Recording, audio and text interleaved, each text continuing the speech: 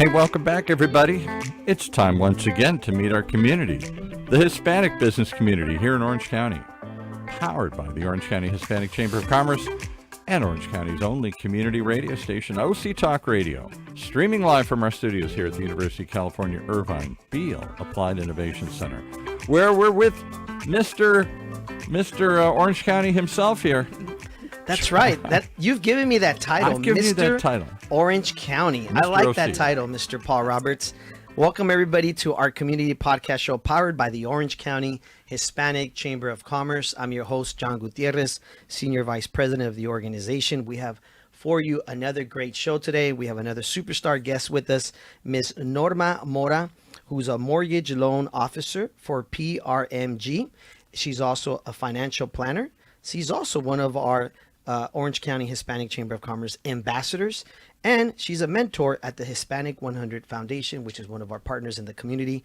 Welcome, Norma Mora. Thank you so much, Anna. I really appreciate the opportunity to be here. I'm excited to be here. Yes, that and plus more, right? Because, that's just what could fit there, but there's so much more Of course. to talk about. Yeah. Of course. From my understanding, you're also a mother Yes. of two Two boys. boys. And you mentioned one of them is in high school. In college? College already. He's about to be 20. 20 years old. So shout out to the two boys, and the other one's in high school or junior? He is in sixth grade. He's Sixth grade? Yeah, Oh, middle school. Middle school, Yeah. right? I know when we were growing up, junior high was 6th, 7th, and 8th.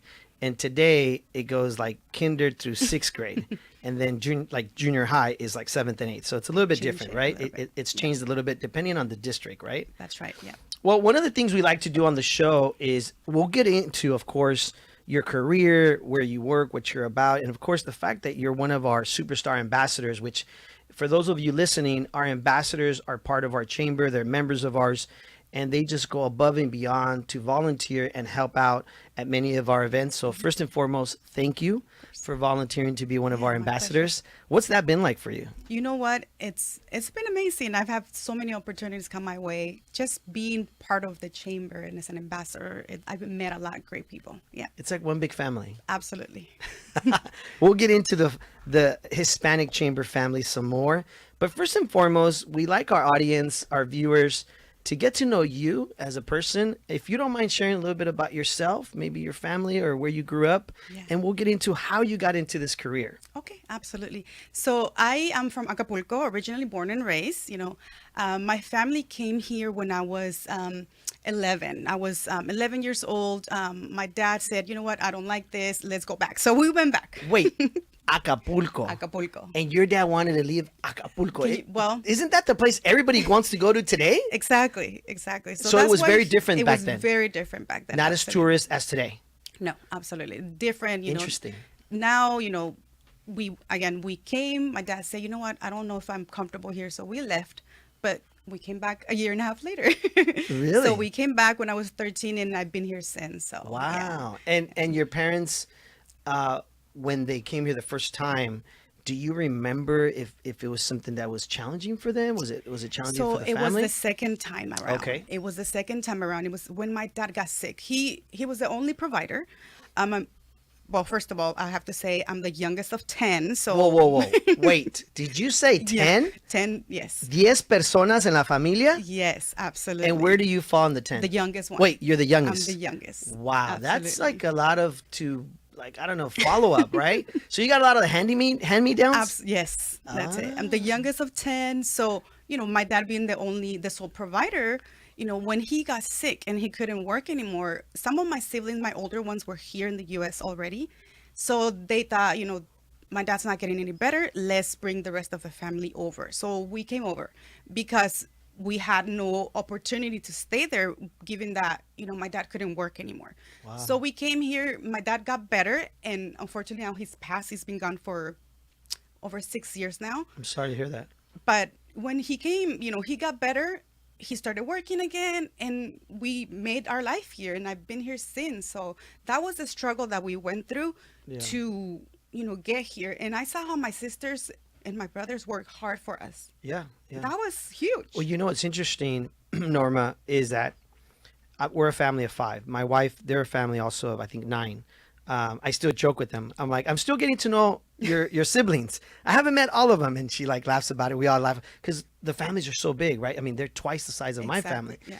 And the thing is that many people's stories, when you have a large family, and maybe our viewers and our listeners would understand this, as Latinos, as a Hispanic family, it's very common that the older siblings step into the role of like mother and father because our parents are either busy working day and night, so now they have to help out with babysitting, right? I don't know if that happened to you guys. That totally did. Right? And then they also have to work later on to help the family, right? So I know for me, my older siblings, I've always said like my sister and my older brothers, I looked at them like almost like my parents. They were like my modern parents because my dad and my mom were so old school, old fashioned that it's almost like I had my old school parents. And then I had my siblings who were like my older brother and sister who were like my younger parents. I don't know if that's something that you went through. It is something that I went through. Now, my mom was always a stay-home mom. She never worked outside of the house. But my oldest sister, she was the one that was, even to this day, I think I have the closest relationship with her because of that. Yeah. So that was like your modern mother. Yes. Like your mentor. Exactly. Your, hey, let's get this done. Right? The example, the one that was always pulling the others, let's do this, let's do that. And Can we give a shout out to her? What's her name? Absolutely. Her name is Myrna. Myrna, if you're watching, because I did send you the link, so I hope you're watching.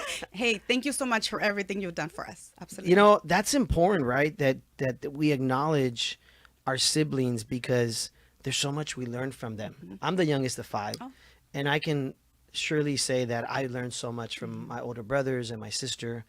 And so hopefully by the time we're growing up in their footsteps, we watch what we do, right? Because your mom and dad have already told you, hey, you better not do this, right? Do you feel like having a large family was it a challenge? Was it a good thing? It was, I came here and I was young, so I had the opportunity to go to school here. Yes. Learn the language, learn different ways. They had to go to work. Yes.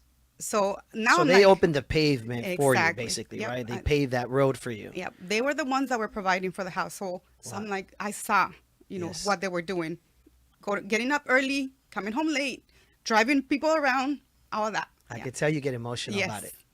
Wow. Absolutely. It goes to show the love you have for your family, right? And your siblings and what they've done for you. And I think that's beautiful because I almost feel like the segment to this, maybe that's why you're a financial planner today, right? Maybe that's why you're in the mortgage industry as a loan officer. Yeah. And because you want to help people, right? With all these things. And I think maybe that's part of your passion, right? It is a huge part of my passion. So I got into the mortgage industry by an opportunity years ago, back in the day where there's a bank that it's no longer even open, but you just had to be open for that opportunity. And slowly I worked my way up and now I'm a loan officer.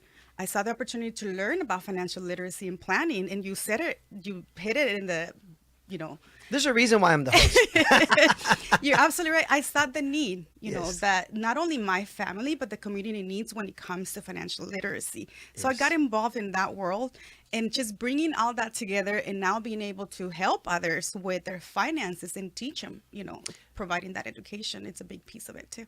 Maybe a lot of people listen to financial literacy. Let's kind of go a little bit into that. What is financial literacy for those, we have sometimes our youth chamber watching the show, listening to the show, or anybody just driving out there. Let's share a little bit about that. What does that mean? What does it entail? Someone in your position, what are you doing for people or families when it comes to financial literacy? If you can go a little bit into that. Absolutely. Planning ahead, knowing where you stand now, knowing where you want to go, and sitting down and actually following the path that you want to go. Because if you want to go, let's say to the East Coast, but you just take off without knowing, you're probably not going to make it. You got to have a plan. You have to have the road map and somebody that can sit down with you and teach you how to get to where you want to go. That's what it takes. There's so much, coming again from Mexico, not knowing what the U.S. had to offer. And, I know there's a lot of families out there too that still don't know how the financial system works. So learning that and now being able to teach others as well, that has been a huge part of my career. Yeah, and eye-opening too. It's interesting. I sit on the superintendent for Santa Ana community board. I was on their meeting yesterday, and it was interesting. They gave us this project to go over what are some of the things that we want the children in the classroom to learn? This is feedback from community people for the teachers. A lot of the principals of the schools are there in this community meeting. And everybody kind of brainstormed, right? And some of the things that were brought up is obviously entrepreneurship, learning how to run a business, things like that, that normally maybe we don't learn in school. But financial literacy came up, right? That was a very interesting topic, because how do we teach young kids how to build wealth, right? How to invest? Because we're hearing a lot of young people today are investing in, Bitcoin or something, and they make 30,000. I was just sharing the story with them yesterday, and we're at a restaurant at Mimi's Cafe, and the waiter says to me and my friend, who's one of our board members of our chamber, says, "Hey, I made 30,000 on Bitcoin. How do I not get taxed so high on it? Should I move it to like an LLC, a corporation, and then it's like an invest?" And so we're talking about all that, right? And so how to really make that money, but then invest it, right? That's where financial advisor comes in place, right? How to put a plan in place. How to put a plan in place. That's correct. And that brings me back to the mortgage side of it too, because I sit with a lot of families that want to purchase a home and sometimes they're not ready. So having that knowledge, helps me bring it all together for them. Being able to help them, set up a plan so that they can save for the down payment, so that they can be ready with their finances and budget, because they have to think about all those things that sometimes, nobody takes the time to do. So now I can do both, right? I can sit with them and figure out a plan. If you're ready now, let's go. But if you're not, let me show you the way. I'm assuming you do a lot of like therapy almost. You're like a therapist. Yes. Right? Because when you go into a family home of anyone, probably in general, but especially like Hispanic, Latino families, there's probably a lot of moving parts, would you say? Yes. And there's a lot of like, you have to bring it all together. Absolutely. Does that happen? It does happen. And you mentioned a good point. The mindset, the mindset has to be there, because we're used to the instant gratification a lot of the times, and we want something done now. So we go in and we talk about, okay, well, how do we get there? What is it that you need to do? And therefore setting up a plan and then making the sacrifices, knowing that, you have to tighten the belt sometimes if that's where you want to go. So yeah, a lot of the mindset, a lot of the, strategies and planning, and getting the whole family on board too. That's important. That's very difficult when you're planning that big quinceañera and you want that beautiful dress that's going to cost, I don't know, $1,500 nowadays, right? And the whole party's going to be like 20,000, or I don't know what it is nowadays. Or more, yeah. Right, or more. It's almost like a small wedding. And I bet that's difficult as a financial planner to tell that father or that mother, hey, you know what? You could save a lot of money here, here, here, and it can meet your goals to buying your home. Exactly. Right? Yeah. Or investing in whatever it is they want to invest, a piece of land maybe, right? Yeah. I always think back and I say, I wish my parents knew what I know now. I mean, we came here 30 years ago. What is that? What is that? Share that. Knowing how to plan ahead, how to save. We're used to going to work and spending our money rather than saving our money. Most people go to work and spend their money, and whatever, if anything is left, they save it. When we have to think different, we have to go to work, make money, first save, then we spend. Just a little switch. Yeah. Now, the mortgage industry right now, everybody's talking about it. It's picking up a little bit. Yes. Right? It's been really tough the last, I don't know, year and a half, I guess you could say. What's going on? Can you share a little bit about that? So what is going on with the mortgage? I get asked that question a lot. But the thing is that there's still stuff happening out there. There's still opportunities out there. We just have to, again, think a little different. Do things different than what we're used to. Go the extra mile. Like right now, I'm reaching out to a lot of bigger corporations to see how I can be their lender of choice. I'm reaching out not only to the individuals, I'm reaching out to the realtors, to my financial advisors that I work with as well, but also with the consumer direct. I got to go above than what I'm used to. I got to start seeing, the old ways was door knocking. Why not? We got to do that again. There's a lot of social media. Yes. A lot of that going on as well, which is great, to put your name out there. But I think we have to go back to the basics. The mortgage industry, yes, I've been in it for over 20 years, so I've seen it go up and down. And the thing is that there's always a way. There's always a way to keep us afloat. We just have to, keep going. It's interesting. I'm not in the industry that you guys are in, but I attend a lot of events, obviously, in real estate, mortgage, lending, all this. And I like to learn different industries, right? Being in the role that I'm in at the chamber, it's important we understand different industries. Because I'm in the healthcare industry, I understand that as a hospice, we can get referrals that are what we call overflow from other areas, from big corporations.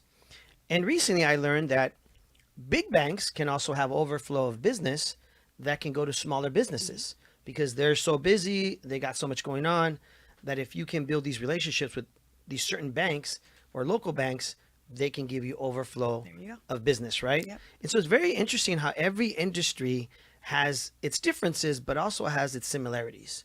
Are you finding that it's just basically you got to hustle more, just work harder in this tough industry right You now? gotta hustle more. You gotta think outside the box, and you gotta be open to collaborating too. That's another big one. You mentioned a good point. You gotta collaborate with maybe smaller other banks Yeah. that have that overflow. You never know.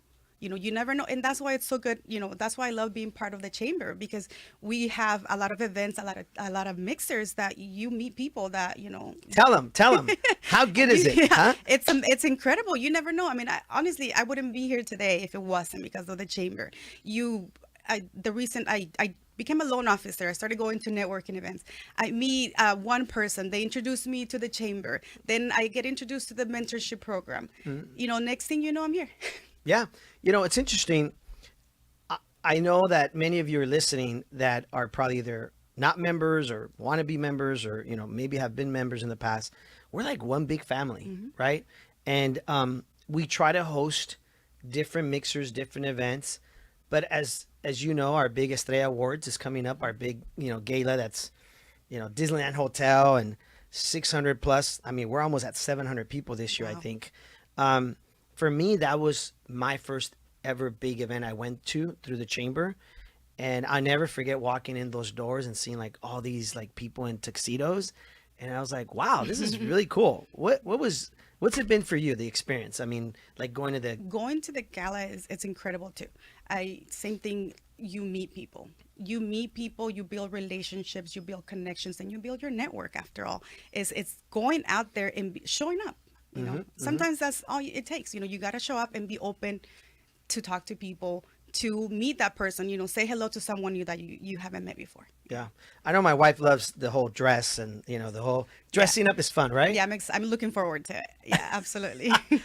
Us guys, the tuxedos, we're there, right, Paul? We're like, I don't know, right? I would show up in shorts and a Paul, t-shirt if I Paul could. says you'll show up in shorts and a t-shirt. No, I want to say that as an ambassador, myself in the past, I want to say thank you because, and shout out to all of our ambassadors, because what our ambassadors do, I've been there, I've done that, is it's a lot of the, hey, do you mind helping out at the door? Do you mind greeting people? Do you mind at registration helping out? Do you mind helping us set up at the golf tournament, this or that? And it's, it's not always the funnest thing to do because you want to be networking, but it's what helps our events run smoother. And so, kudos to all of our ambassadors. And thank you for being one of our ambassadors because, yes, we hope it opens doors for you guys and you get more networking opportunities, but you're also volunteering. Yes. Just like our board, just so everybody knows, our board members are all volunteers. So our ambassadors are volunteers, our board members. So thank you to all those who volunteer to help our organization run smoothly, right? What would you say to somebody for the first time listening that doesn't know about our chamber? What would you say is that's impactful for you aside from the business and networking? What do you think? Aside from calling you, Yeah, call me, right? you got to get to know him. Yes, I would say that it not only opens doors, but it opens your mind as well because you're used to, and we talked about earlier about how the market is changing and Yes. it's constantly changing. You get out there and you meet people, and we've had great turnouts. It's incredible how many people are more open now to mixers. And a lot of people don't know that the mixers are out there. So I will tell them, just try it. Like go to an event. An invitation. Be open to an invitation. Yes. That's what I would say, because that's the first step. Yes. You're open to an invitation, you show up, and then magic happens. Let's talk a little bit about our mixers because I think people don't realize that even though the chamber has signature events throughout the year, like our big gala that's coming up, our golf tournament, right? We have those big events, but our monthly or weekly mixers are free. I mean, they're free networking opportunities. Whether you own a business or whether you work for a business or you're involved with a nonprofit or you're doing a fundraiser for, like, let's say your kid's soccer team. I've had people walk up to me, and one time it was a funny story. We had a toy drive event going on. This is years ago at the transportation center. And a lady who followed me on social media said, "Hey, I'm going to be in that area. Can I stop by and talk to you about something real quick?" And I was like, "Sure." And we talked, and basically had to do with like a soccer team fundraiser for her kids. And she wanted to see if our members could support and be part of the fundraiser. And I said to her, "Man, that is great that you're following us on social media. You knew we were going to be here at this venue, and you made the effort to stop by because you're in the area to talk to us about this opportunity to help support you in the community." That's to me, that's what we are about, right? And that's, yes, we were talking about earlier too. We're a big family. Yes. We welcome everybody. We truly do. And you never know how we can help each other. You come in, you meet someone that, you know, this soccer mom, or, you know, that she wanted to see what it was about. You never know. You never know. What is the future plan for Norma Mora? What is it that you're looking for down the way here? I mean, obviously, we hope that the industry is evolving and getting better, right? Tell us a little bit about that. So at the beginning of the year, I told myself this is my breakthrough year. So Breakthrough year. Do you do one of those board things that everybody does? I do, actually. Okay. I do. Is that something you've always done? Or? I've started doing it about 4 years ago, and I actually also started doing my word for the year. Okay. So my word for the year is discipline. Discipline. So showing that discipline and keeping up, staying focused, and just going forward. Like I told myself, like I've been through a lot. It's been up and down, one thing or another. And this year, I told myself it's my breakthrough year. So Breakthrough year. Breakthrough year. Oh. Yes, that's it.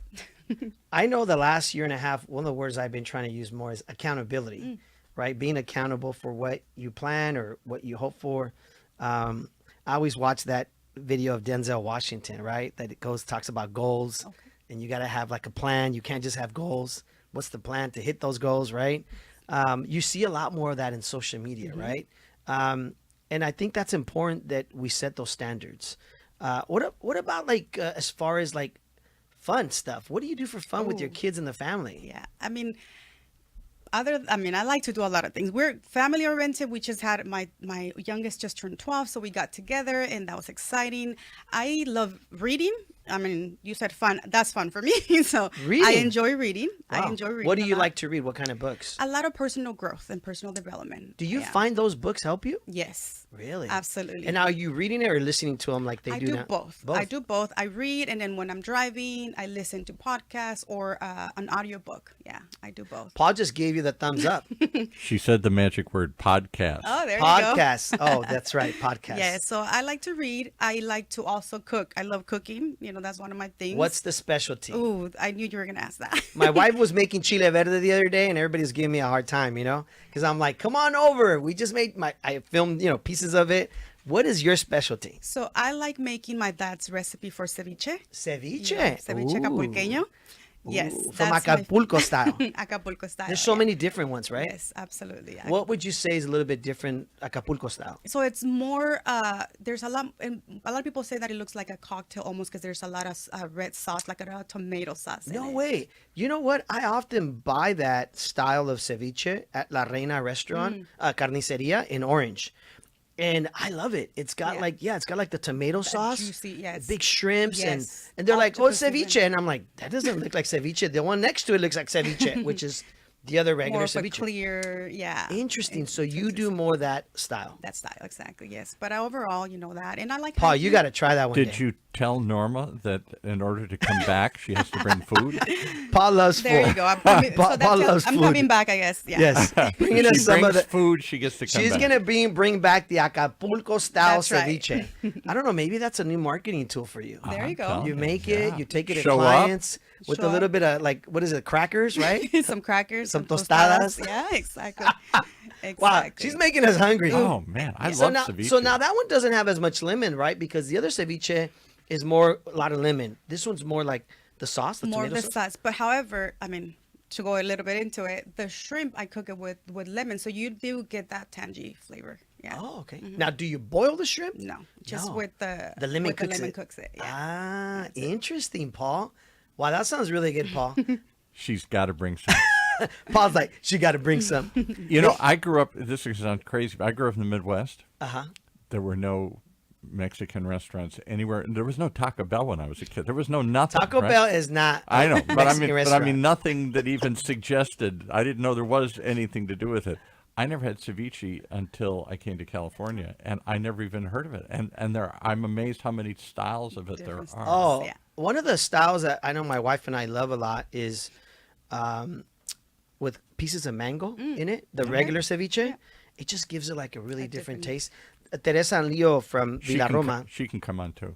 Yes, Teresa and Leo from Villa Roma had like a wine tasting one day, and Leo made his style of ceviche, and we were just like, wow, it's interesting, just very different, his style. But there's so many styles you can make ceviche, right? It's so that's your passion, cooking. That's reading and cooking. And hiking. I forgot that one too. Okay. I enjoy hiking. I like So going do you out go there. with the kids and the family? Let's go. Yes. Ah, Yeah. where do you guys Hiking. go? So there's some local ones in Anaheim that I go to that I Okay. like to go, but lately I've been going up to the San Gabriel Valley, like the mountains, San Gabriel Mountains, the river. I mean, with the rain we had, it's been beautiful. Yeah. I got to tell you something about hiking, and I know we're only a few minutes away here. I have found that when we go up to the mountains, our friend has like 40 acres up in like Temecula Valley up there area. It's just so soothing. It's like this relief of, just You like enjoy the quiet. it's like a mental health yeah. therapy, right? The trees, and it's just so relaxing. Something about the oxygen Something about in the being air. around nature, right? Yes. Do you find that? Absolutely. Something about just hearing the water, the river, going, the wind, just being out there breathing the fresh air, because it's different than when you're in the city. And Us city slickers, we're in the city so much that is so nice to once in a while take a break. out. Right, Paul? He's already giving me the stinky eye, like, hey, you got 5-10 minutes. Well, okay, so you do reading, you do cooking, and you do hiking. Now, your kids hopefully will follow in the same footsteps, right? As far as your hobbies, do you think they might follow the career path that you're following right you now? know what? I don't know yet. I Okay. don't know yet. My oldest, he's leaning more towards like what his dad does. And my youngest, he's too young to know, but Yes. you never know. You never Yes, know. but I'm sure you're always talking about Oh, all yeah. the financial Oh, planning. he knows. We're getting ready to open a bank account with my youngest. I told him, need to save this much. Now that his birthday just passed, he got some money there. Let me tell you, those kids' birthday parties, wow.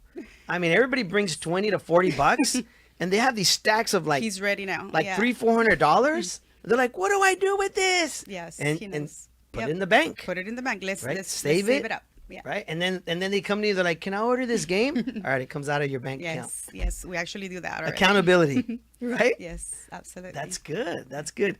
Well, I just want to go ahead and say to everybody listening, Norma Mora, who's with us today, of course, is a mortgage loan officer with PRMG. What does PRMG stand for? Is there like an acronym? Paramount Residential Mortgage Group.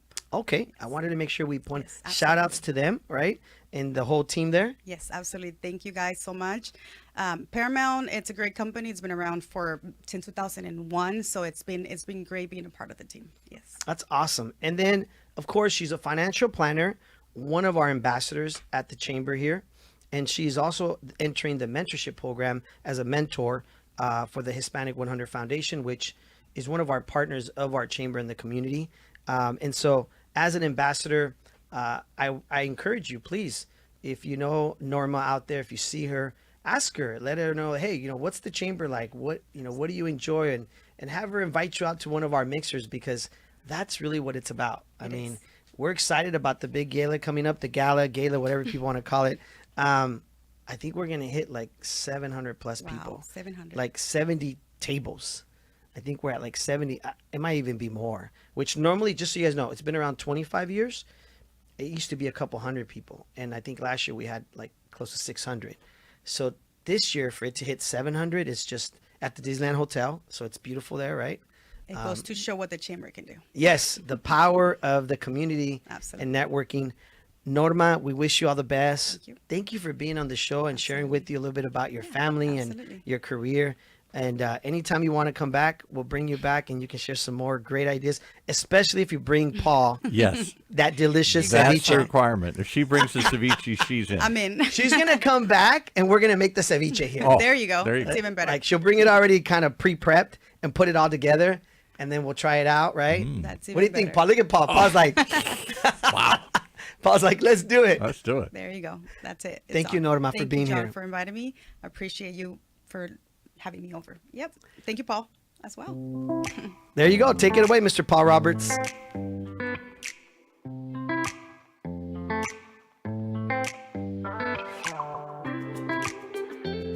Well, there you have it. Another mouth-watering reason. Come back. We're going to try ceviche. And all the other lessons we learned today on our community. Powered by the Orange County Hispanic Chamber of Commerce. And Orange County's only community radio station, OC Talk Radio. Streaming live from our studios here at the University of California, Irvine's Beale Applied Innovation Center.